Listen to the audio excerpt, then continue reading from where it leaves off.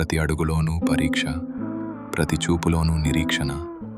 ఆశల రెక్కలు ఖాళీ, గుండెల్లో మూగవేదన. ఆ కన్నీళ్లలో ఉన్నది పిరికితనం కాదు, ఆమె నవ్వే పెదవుల వెనక ఉన్న విషాదం.